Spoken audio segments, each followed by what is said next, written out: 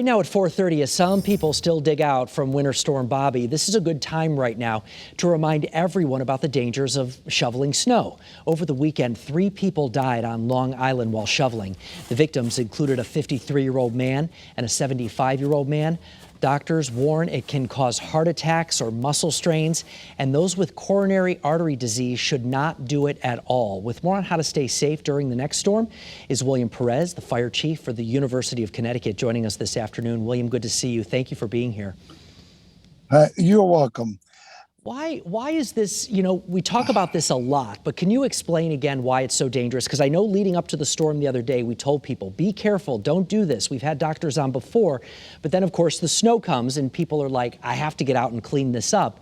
But it is very, very dangerous to some people, right?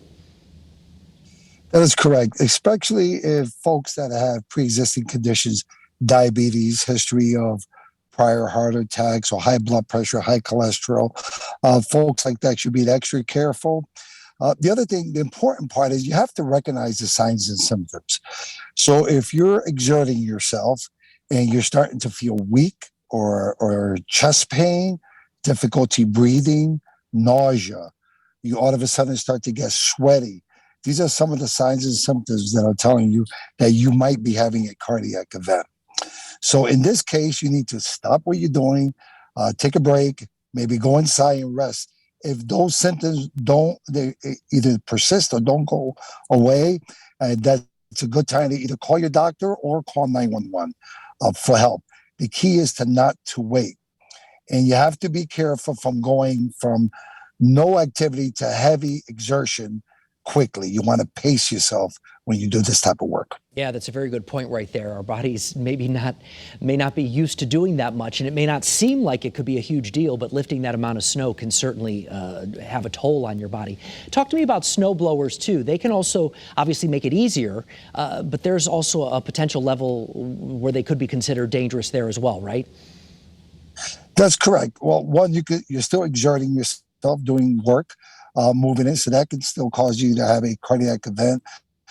On top of that, you have your slips and falls where you're trying to do the job and you're moving around and you can fall easily. And the third part is being careful when placing your hand into the auger space. You have to make sure that snowblower is completely off. And I always recommend to pull the spark plug wire off before you stick your hand in there to either change the auger pin that might have broken or to dislodge snow or ice. So the snowblower can hurt you in a few different ways. Well, before the next storm heads in our direction, which I'm sure will happen again at some point this winter, I would imagine your bottom line, sir, would be pay attention to your body and don't overexert yourself. It's just snow. It'll all be all right, right?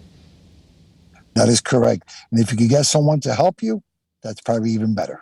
Yeah, find a teenager, give him $20 and call it a day. There you go. There you go. Perez, thank you. Great advice. Yeah, we appreciate your time this afternoon. Thank you very much.